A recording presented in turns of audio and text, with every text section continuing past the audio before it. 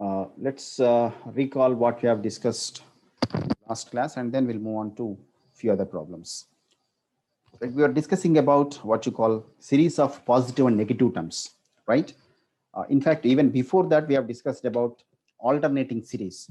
If you just recall, when you are given an alternating series, right? What do you mean by alternating series? Where you have, terms with positive and negative signs alternately, correct? So now when you are given such a series, we'll try to verify whether that series is convergent or not, by what you call Leibniz test. Now see, in Leibniz test, we'll actually verify two different conditions. First thing, the terms in the series, look at it carefully. We'll only consider the terms numerically. We simply ignore the sign. By ignoring the sign, if you look at the terms, if they are decreasing, that's the first condition to be verified in Leibniz test. Then for the nth term, we'll calculate the limit as n tends to infinity. As n tends to infinity, if the limit of nth term is 0, then you say the series, summation un is convergent, right? So we do all this when the given series is an alternating series. For an alternating series, to conclude about the convergence, we use what you call the Leibniz test. And in Leibniz test, we use these two conditions. We'll verify these two conditions, and if these two conditions are satisfied, then we say the given series is convergent. The given alternating series is convergent. So this is what we discussed a few days ago. And then you see, when you are given a series of both positive and negative terms, there is a clear difference between series of positive and negative terms as well as this, what you call alternating series. In alternating series, we'll have alternately sign changes. But whereas in series of positive and negative terms, you may have positive or negative terms anywhere in the series, right? There is no condition of, sign changing alternately, correct? You may have successively some 10 terms as positive, and then suddenly you may have two negative terms, and then immediately after that you may have some three positive terms, and then some 10 negative terms. There may be any order of positive and negative terms. So there is no necessity of having positive and negative terms alternately, right? Such a series is series of positive and negative terms. But when it comes to alternating series, clearly we'll have sign changes in alternate terms. Okay, that's one thing you can understand. And when you are given such a series of positive and negative terms, when you are given such a series of positive and negative terms, understand what we do. When you are given a series summation un with some positive and negative terms, to find out whether it is convergent or divergent, we take series of positive terms. Look at this way. We take series with absolute terms, summation mod un. When you take summation mod un, clearly it is a series of positive terms only. Absolutely, all the terms in this series are positive because we are taking modulus. So when you, when you find out, when you take this series of positive terms, you can use either of those 5 tests, like what you call geometric series test or P series test, ratio test, comparison test, nth root test. Using either of these, we can verify whether this series is convergent or divergent. In case, if you found this series of positive terms as convergent, if this summation mod un is convergent, then we say the given series summation un is absolutely convergent, or else you can even say the series is convergent absolutely. In either case, it is okay. Whereas, in case this summation mod un is divergent, right? Summation, this series of positive terms is divergent. Then we have another choice by using Leibniz test. When can we use Leibniz test? Whenever the given series is alternating series. If the summation un, if the given series is an alternating series, then by Leibniz test, if you found it as convergent, right? By using these, this particular idea, if you found it as an alternating series, and by Leibniz test it is convergent. See, when you are verifying all this, whenever the summation mod un is divergent, then only you are verifying all this. In case, if you get this as convergent by Leibniz test, then you say the given series summation un is conditionally convergent. It is convergent, but conditionally. In all other cases, I mean, even after Leibniz test, it may be divergent, or the series itself is not alternating series. In either cases, you see, you will simply say the given series is divergent, right? So the given series of positive and negative terms may be convergent in only two cases, either absolutely convergent or conditionally convergent. In all other cases, it is simply divergent.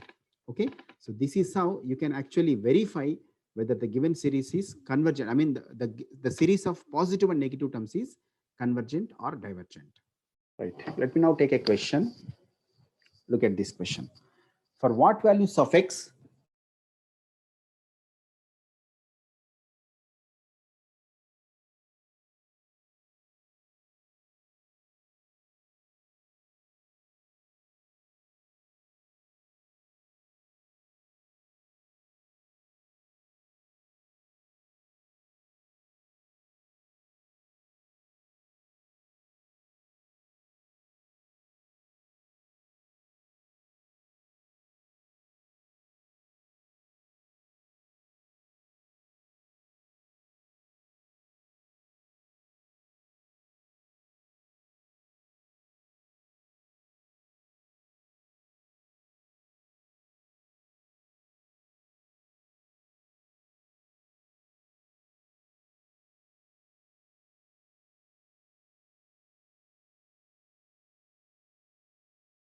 right, let summation un be the given series, but we don't use this summation un as it is.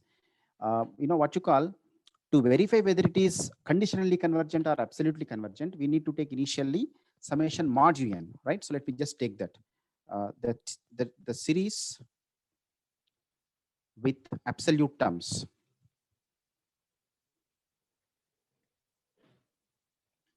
is summation mod un is equals to summation modulus of what may be the nth term here. You see, look at it. Since we are taking the absolute values, we never worry about the signs here, right? Ignoring the signs, we can identify what is un here. So it's clear. You see, in the first term we have x power 1 by root 1, and in the second term we have x to the power of 2 by root 2, and in the third term we have x to the power of 3 by root 3, and so on. So obviously you can expect in the nth term we'll have this as x to the power of n divided by root n, right? So therefore we have mod un is equals to modulus of x to the power of n divided by root n. Now this is the nth term in the series of positive terms. So this is the series of positive terms, and this is the nth term un. Now we need to verify whether this series of positive terms is convergent or not. If this is convergent, then we can say the given series is absolutely convergent. If this series is divergent, then we can verify whether it is convergent or not by Leibniz test. Correct? If in case it is convergent by Leibniz test, we can then say the given series is conditionally convergent. Right? They are the stories, they are the things to be identified. Now let us see how can we verify this series is what you call convergent or divergent. It's a series of positive terms, so we have several options. We can use P series test, geometric series test, then what you call comparison test, ratio test, nth root test, right? See, to use nth root test, un must be like this, something whole to the power of n. There is no such terms. But to use ratio test, un must have these terms like something to the power of n, or n to the power of some finite value, or sometimes n factorial kind of things. When you have these kind of things, we can use ratio test. Clearly, we have those things there. So let me use what you call ratio test, to identify whether that series is convergent or not. But to use ratio test, as we know, what you call un plus 1 is also required. So therefore, I'm writing the n plus 1th term also, which is modulus of un plus 1. And it is equals to modulus of, I'm replacing n by n plus 1. So we'll get it as x to the power of n plus 1 divided by square root of what you call n plus 1. Right? Now, after getting this un plus 1, to use ratio test, I'm using this. You see, consider limit n tends to infinity, un plus 1 divided by un. Of course, we take what you call modulus. It is equals to, let me write it in the next line. So therefore, this is equals to limit n tends to infinity, What is modulus of un plus 1? You see, it is modulus of x to the power of n plus 1 divided by square root of n plus 1. Then this divided by, actually you should write un. So I'm writing it in the numerator, multiplied by un. I'm writing the reciprocal of this, root n divided by x to the power of n. So I'm just trying to simplify it like this. Limit n tends to infinity. Modulus of, I'm writing that x to the power of n plus 1 as x to the power of n into x divided by, from this root of n plus 1, I'm taking n common. So when I take n common from that, it comes out as root n into square root of 1 plus 1 by n. Right? So since, as we know, I hope you remember, mod A into mod B can be written as mod AB, isn't it? Mod A into mod B can be written as mod AB, right? So using that idea, I'm just writing these two as they are within the single modulus like this. Then clearly we can cancel x to the power of n and even root n also. If you cancel those things, what remains here? Limit n tends to infinity. I think you can directly understand this. You see what happens as n tends to infinity, this 1 by n approaches to 0, right? As then when this 1 by n approaches to 0, this totally becomes root of 1 plus 0, which is simply 1, right? All other terms are already cancelled out and this denominator simply becomes 1. So the remaining is only x here. That's how you can understand this limit is going to be simply mod x, right? Now, by ratio test, we have several possibilities. What are those possibilities? You see, when this limit is, let us say, L, if the limit is L, you can say the given series is, the series is convergent when the limit is less than 1, correct? And of course, it is divergent when L is more than 1. And when L is equals to 1, the series is simply, we cannot decide anything, right? The test fails. So keeping those things in mind, I'm writing this, you see, by ratio test. See, for convenience, I'm writing like this, case 1. Let me take 3 different cases. What if mod x is less than 1? What if mod x is more than 1, and so on? Case 1. By ratio test, the series, see what is the series we have considered? It is summation mod un. The series summation mod un is convergent if mod x is less than 1, right? Understand this carefully. When summation of mod un, series of positive terms, is convergent, what can we say about the original series? Original series is this without modulus summation un. When this series is convergent, then the original series is absolutely convergent. Therefore, the given series is convergent. Not only convergent, it is actually absolutely convergent. The given series is absolutely convergent if mod x is less than 1, right? That's one thing we can say. What happens when mod x is less than 1?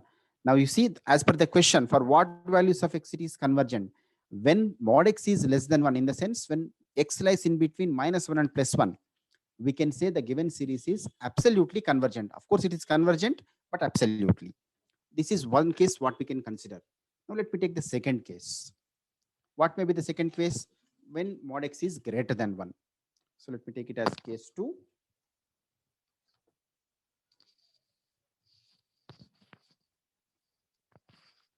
Again, by ratio test, the series summation mod un is divergent if mod x is greater than 1, right? Understand, when this series of positive terms is divergent, the given series may be conditionally convergent. But when it is conditionally convergent, when the given series summation un is convergent by Leibniz test. Moreover, if it is an alternating series, right? Now let us see whether it is alternating series or not. Of course, it is alternating series because we have clearly plus and minus signs alternately, right?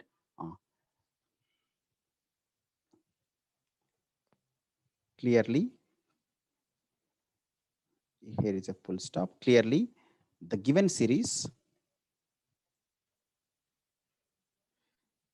summation un is an alternating series. It is an alternating series, right? But let me just verify the other two conditions. When it is an alternating series, we can use what you call the Leibniz test, right? To identify whether it is convergent or not. To identify whether it is convergent or not, I mean, to use what you call Leibniz test, we have two conditions. What are those two conditions? The first condition is the terms in the series must be in decreasing order. You want un plus 1 to be less than un. Okay. I'm just trying to establish a relation between these two here. What is actually un plus 1? We have already written it. What it is? X to the power of n plus 1 divided by root of n plus 1. I'm just writing that here. You see, x to the power of n plus 1 divided by square root of n plus 1. What is the other one here? Xn. I mean, un is x to the power of n divided by root n. Right? We want now this to be less than x to the power of n by root n. Right? We need to see whether that is really less than 1 or not, or less than this or not. For convenience now, I'm just writing it like this. You see, x to the power of n into x divided by, I'm trying to take n common from the denominator so that it becomes root n into square root of 1 plus 1 by n. And here on this side, you see, we have x to the power of n by root n. We have clearly a relation between these two. We are trying to verify whether it is less than or not. One thing you see, we can cancel x to the power of n on both sides and even root n also, right? And then see what happens. You have exactly this, x divided by root of 1 plus 1 by n, and here on this side we have only a 1. Now understand, if this x by under root 1 plus 1 by n is less than 1, if x by under root 1 plus 1 by n is less than 1, then we can say root un plus 1 is less than un, right? If x by under root 1 plus 1 by n is less than 1, then we can say un plus 1 is also less than un. But understand, is it really less than 1?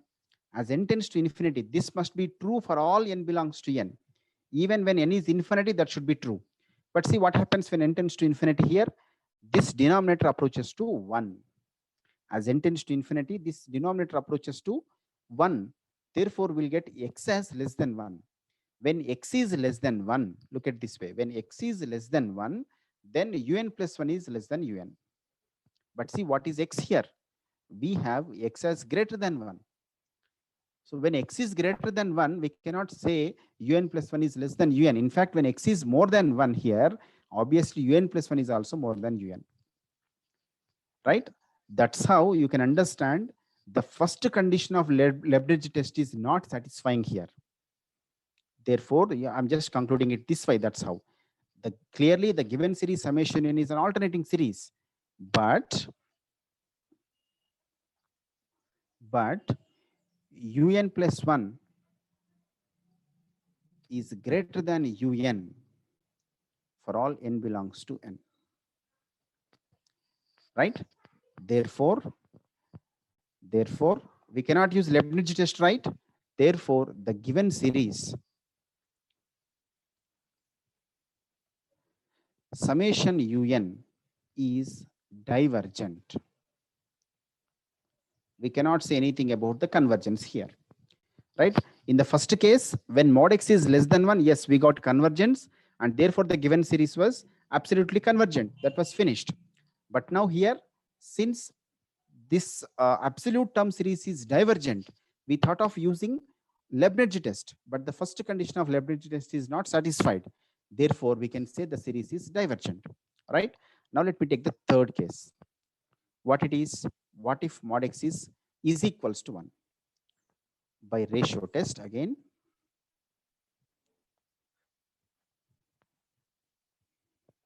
The series summation mod un.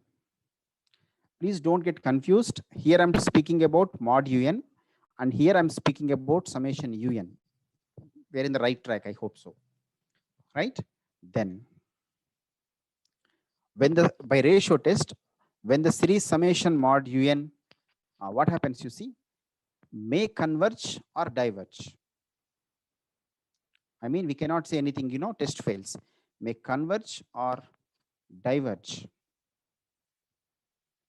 when mod x is equals to 1.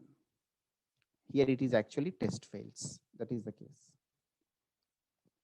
Correct? We cannot say exactly whether it is convergent or divergent. So let us see what happens really when mod x is equals to 1. Consider mod x is equals to 1. If you take mod x is equals to 1, let us see what happens to the series. Now see what happens when you take mod x is equals to 1. Is equals to 1. The series, therefore, summation un is equals to what you'll get. You see, I'm just substituting, then x is equals to 1, you will get it. So x minus x square by root 2 is there. So I'll write x is equals to 1, and hence we'll get it like this: 1 minus 1 by root 2 plus 1 by root 3 minus 1 by root 4, and so on. So here clearly this is an alternating series. Just now we verified, this is an alternating series.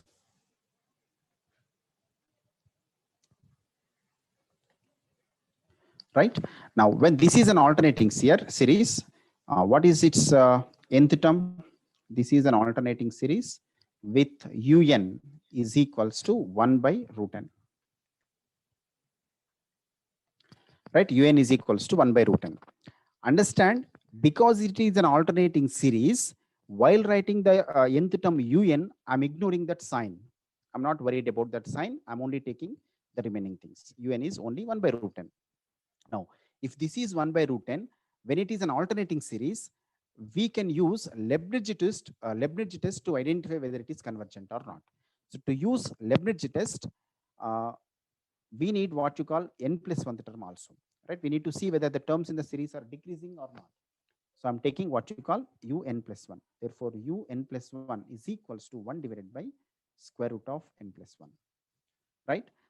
Now we need to just compare these two. You see, when you compare them, we know that one thing we know. I'm just writing that. We know that square root of n plus 1 is clearly greater than square root of n. As n plus 1 is more than n, definitely square root of n plus 1 is more than square root of n plus 1.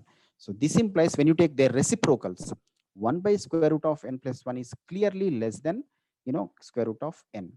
So therefore, what you have here, you see, un plus 1 is clearly less than un. Right? Clearly un plus 1 is less than un. When un plus 1 is less than un, what you can say here, you see, the first condition of Leibniz test is verified. Now to use the second condition, you see, I'm just taking this. Consider limit n tends to infinity un. Limit n tends to infinity un is equals to how much it is? Limit n tends to infinity un is how much? 1 by root n. And definitely you see, as n tends to infinity, this root n approaches to infinity only. Therefore, this is 0. Therefore, by Leibniz test, the given series summation un is convergent if mod x is equals to 1. Right? See, we had seen 3 cases. When mod x is less than 1, we got the series as absolutely convergent. When mod x is greater than 1, you see there is no convergence, the series is divergent. Even if mod x is equals to 1, we got, you see, by Leibniz test, the series is convergent. Right? If you want, you can even give a conclusion at the end. Therefore, the given series summation un is convergent for all mod x less than or equals to 1. It was convergent already when mod x is less than 1. And now when it is mod x is equals to 1 also, it is convergent. Therefore, you can finally conclude the given series is convergent when mod x is less than or equals to 1. Right? That can be done. Let's look at the next question.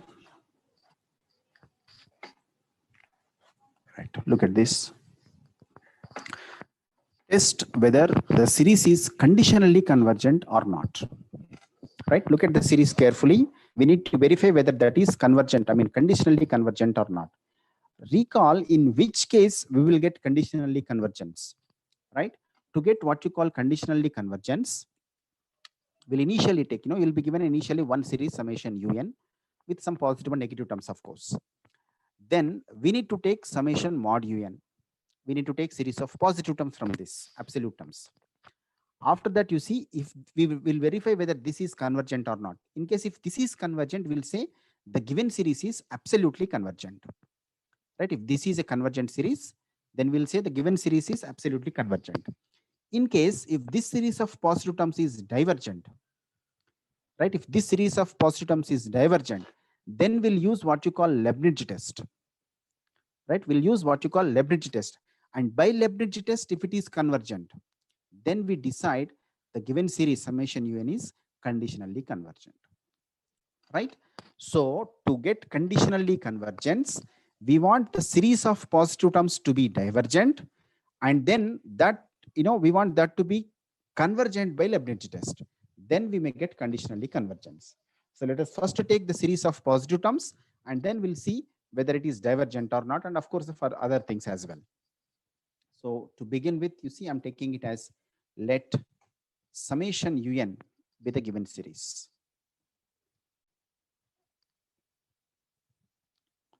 So if I take this as the given series, therefore summation mod un be the series with absolute terms. Right? So though there are some negative terms, we can take them as positives. So therefore summation mod un will be, see how much it is summation. Look at the terms in the given series. Let's look at the numerator first, then we'll come back to what you call the denominator also. In the first term, we have only 1. Okay, fine. Then in the second term, we have 1 plus 2. Understand it as sum of first 2 natural numbers. Then in the third term, we have 1 plus 2 plus 3, which is sum of first 3 natural numbers. Then if you look at the fourth one, you see we have sum of first 4 natural numbers, 1, 2, 3, 4. If you just continue this in the fifth term, when n is equals to 5, we'll have definitely sum of first 5 natural numbers. So if you just continue that series in the nth term, definitely we'll have sum of first n natural numbers in the numerator. So that it is modulus of 1 plus 2 plus 3 plus and so on up to n. Sum of first n natural numbers. Now look at the denominator. See, in the numerator, if the last term is 1, then we have the term next to that, 2 in the denominator. When it ends with 2 here, you see in the second term, we have 3 in the denominator. When it ends with 3 in the third term, we have 4 in the denominator. And so on, when it ends with n, so you can easily expect it as n plus 1 in the denominator. Of course, n plus 1 whole cube. So this is going to be what you call un. So here, mod un is equals to, I'm just trying to simplify this. You see, when you have sum of first n natural numbers, it is nothing but n into n plus 1 divided by 2. Right? As we know, 1 plus 2 plus 3 and so on n, sum of first n natural numbers is equals to n into n plus 1 by 2. And of course, in the denominator, you have already n plus 1 whole cube. That's how you can write this as modulus of 1 n plus 1 can be cancelled here, That's how we'll get it as n divided by 2 into n plus 1 whole square. So this is un plus 1, mod un. Now, when this is summation mod un, if this is the series of positive terms, right? How can we verify whether it is convergent or divergent? As I told you already, we can use the ratio test, comparison test, and nth root test. Certainly nth root test cannot be used because we don't have it as something whole to the power of n, right? But if you look at those terms, can we use ratio test? Certainly we can use ratio test because they are only simply some finite powers of n or n plus 1. But look at the coefficients of n in either cases.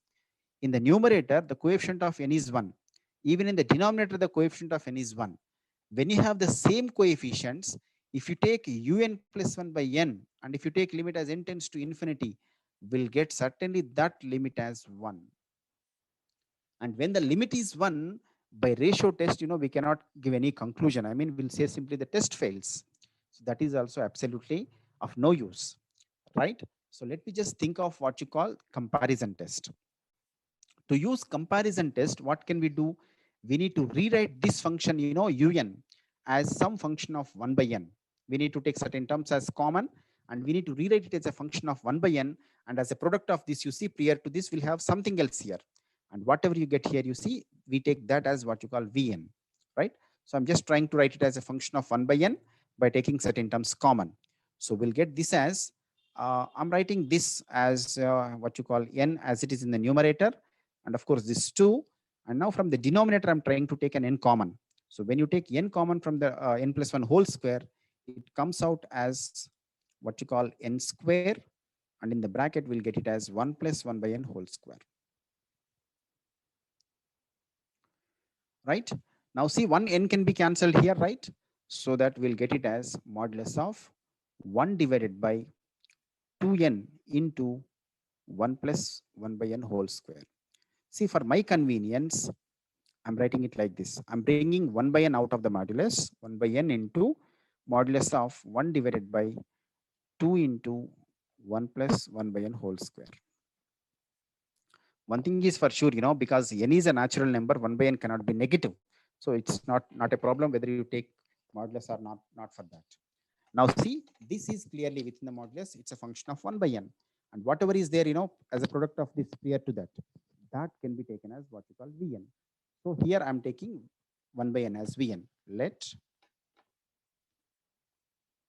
Vn is equals to 1 by n. Right? When you take 1 by n as Vn, from P series test, summation Vn can be concluded, right? So from P series, summation Vn is equals to summation 1 by n. I hope you remember summation, when it is 1 by n to the power of P, depending on the value of P, we give a conclusion about that. I mean, when P is greater than or greater than 1, we say it is convergent. And here P is less than or equal to 1, you see, it is P n to the power of P, P is equals to 1. So when P is equals to 1, it is a divergent series. So that's how summation 1 by n is divergent. Right? From P series, we got it as divergent. Now, therefore, now let me just verify the limit, whether that limit is finite or not. Consider limit n tends to infinity. Now see, because we are taking positive term series, here I am taking it as mod un divided by Vn. So this is equals to limit n tends to infinity. One can easily expect now, we have this as un, 1 by n into all this. That is un, and Vn is 1 by n. When you divide this un by Vn, what happens? 1 by n will be cancelled out. When you cancel that 1 by n, what remains here? It is modulus of 1 divided by 2 into 1 plus 1 by n whole square. Only this remains, right? 1 by n will be cancelled out simply. Now here, even in this, if you take the limit as n tends to infinity, see how much you'll get. As n tends to infinity, this 1 by n approaches to 0. So that in the denominator, we'll get it as 2 into 1 plus 0 it is. So we'll get it as only 1 by 2 as the limit. And you see, this is clearly finite and not equals to 0, right? When this limit is finite and non-zero, therefore, by comparison test,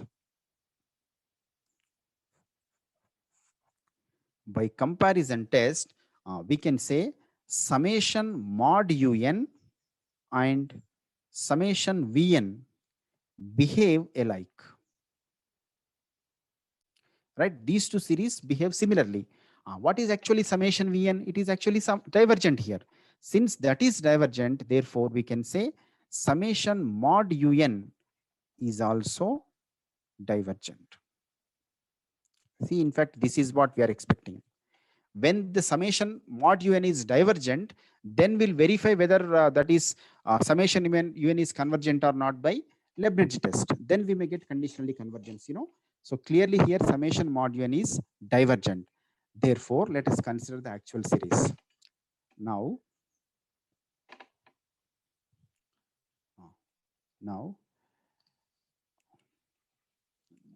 let us take like this. Since summation un is an alternating series,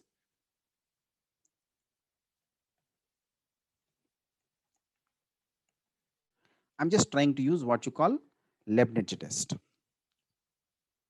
right? Alternating series, consider un is equals to, I'm just taking un from the previous calculation. Here you see we got un as n divided by 2 into n plus 1 whole square. I'm just taking this.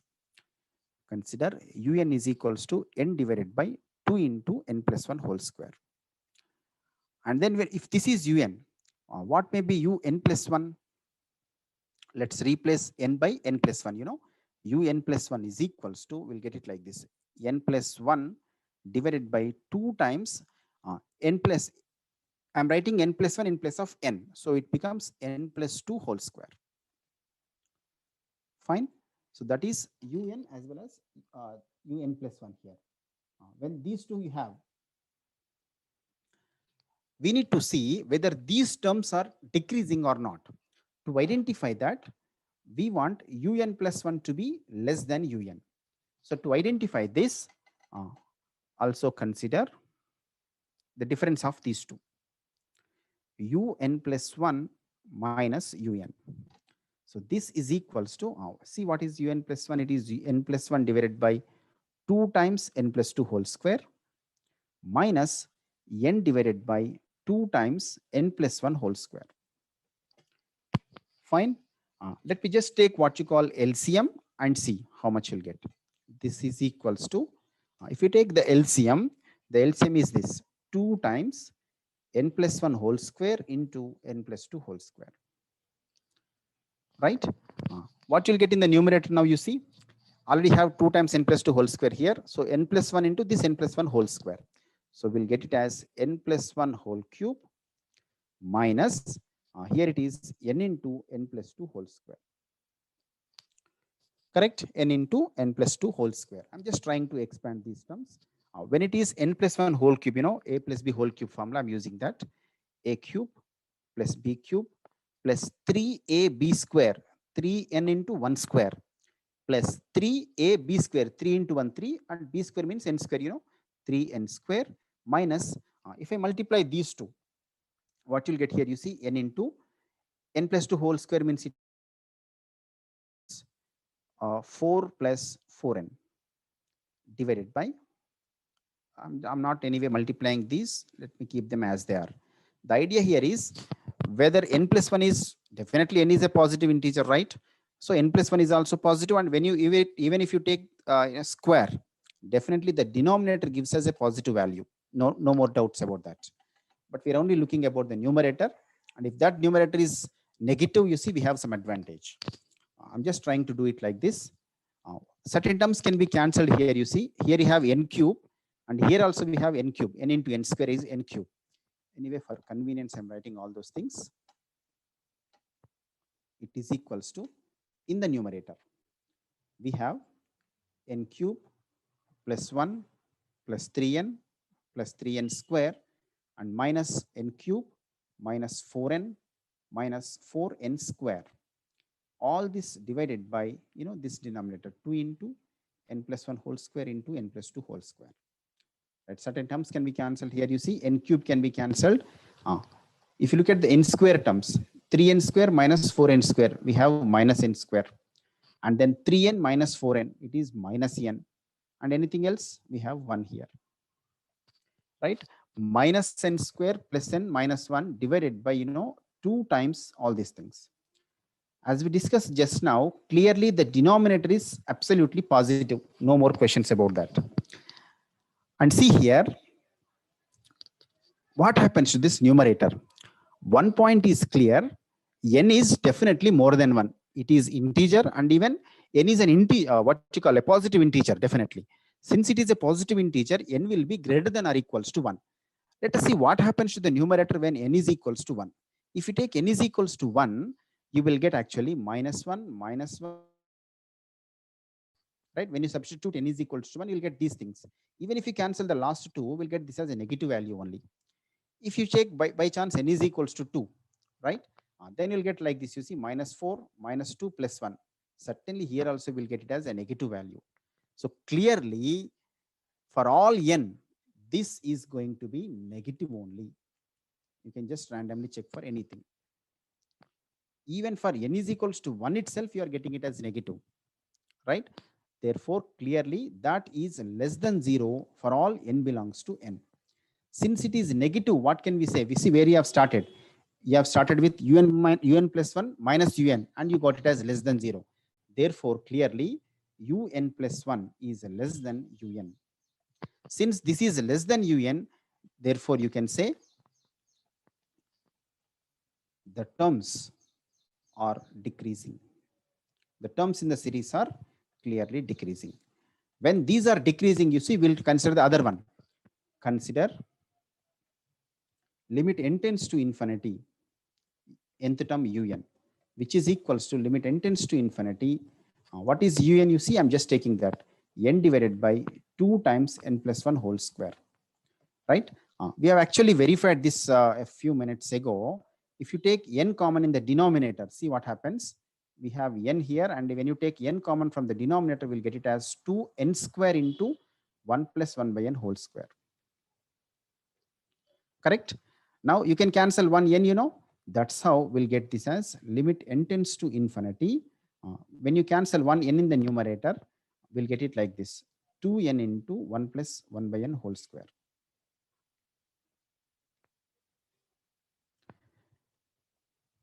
N into this n has a lot of importance here.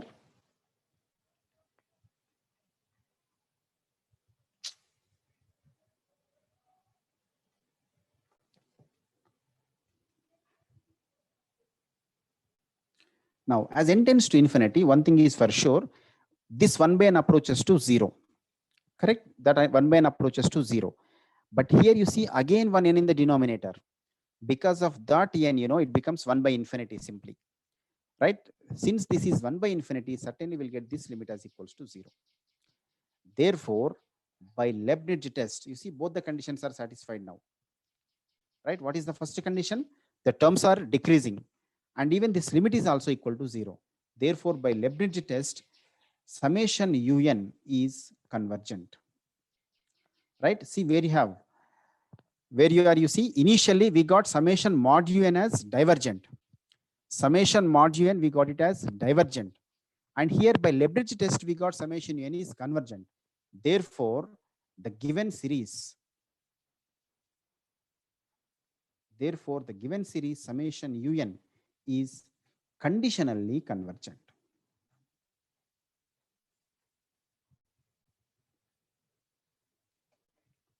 Right? So like this, we can verify whether the given series is conditionally convergent or not.